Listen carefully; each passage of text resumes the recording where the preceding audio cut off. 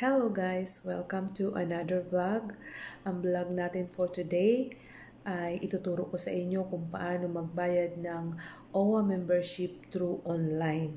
Kaya kung hindi ka pabayad sa mga kapwa ko FW, kung hindi ka marunong, panoorin mo ang video ito hanggang dulo para ituro ko po sa iyo kung paano tayo magbayad through online ng ating mga OWA membership. Napaka-importante po to. Kailangan natin bayaran talaga ang ating mga OWA membership every 2 years. So ngayon, mas napapadali kung hindi tayo makakapunta ng pulo, ay pwede tayong magbayad ng through online. Tayo ang magpipill up, and then pababayaran natin. Or ikaw mismo kung may GCash ka, pwede mong mabayaran ito. Kaya kung hindi ka pabayad, panoorin mo ang video ito dahil ituturo ko sa inyo. At ipinapaalala ko pala, medyo tumaas ngayon yung ating OWA membership. Ngayon po ay nagkakahalaga ng 1,419.75 pesos.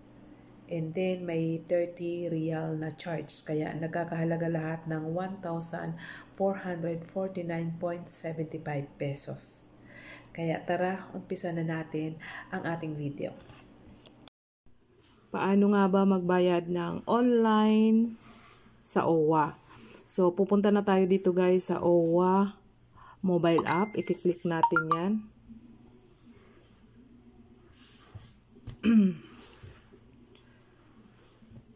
So, ganyan yung guys makikita nyo sa phone nyo. At ito na yung itsura ng ating OWA online app. At i-click natin yung personal information natin. Ganito na yung makikita nyo. At kapag magre-renew kayo, i-click nyo renew membership. Ayan, nakikita nyo, inactive ako. So, kailangan kong i-click yan. And then, terms of service, i-click natin yan. So, ayan ang makikita nyo. Then, proceed to payment. So, ganito. I-scroll down natin. Tapos, ilalagay natin yung job site natin.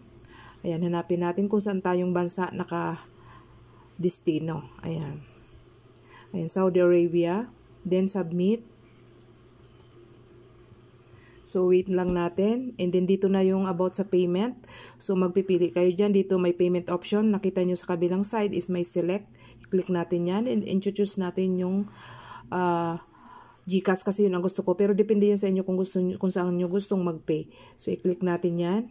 And then, ganito ang makikita nyo. And then, basahin natin yung sa baba. I certify that I am at least 18 years old, have read, understood, and agree to the terms and conditions. So, i-check natin yan yung box. Ayan, din submit. Then, dito, magpipili tayo dito kung saan nyo gusto. Tapos, i-click muna natin yung mobile. So, then, GCash. And then, sa baba, scroll down natin and proceed. And then, okay.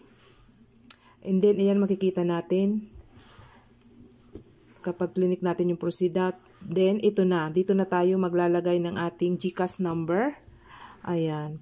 63. Takpan lang natin ang ating mga number para sa ating safety.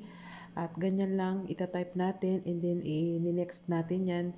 Madali lang po guys. And then, pipindutin natin ang next. And pag na-click nyo na yung next, ayan na ang kalalabasan. Mag-aantay tayo ng code or OTP sa GCash.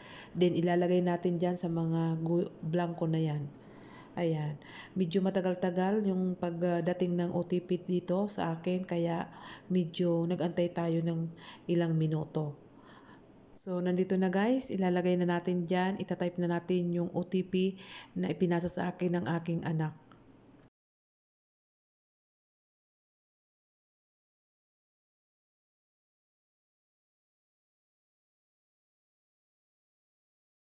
And then, after, may makikita kayo dyan na 4-digit na PIN. Mag-aas si GCash. So, ilalagay nyo rin dyan yung PIN. And then, after nyan, ini-next nyo. And then, ito yung lalabas. Eto na guys, successful na yung ating pagbayad through GCash ng ating OWA membership. And then, after nyan, may email na darating sa inyo. At pagkatapos, antayin nyo ng 3 days kung magiging active na ang inyong mga OWA membership. Ganito guys ang marireceive nyong email kapag successful na inyong binayaran at mag-wait tayo ng 3 days para ma-active yung ating OWA membership. Sana may natutunan kayo. Maraming salamat. Paki-share ng ating videos. Thank you for watching. See you next vlog.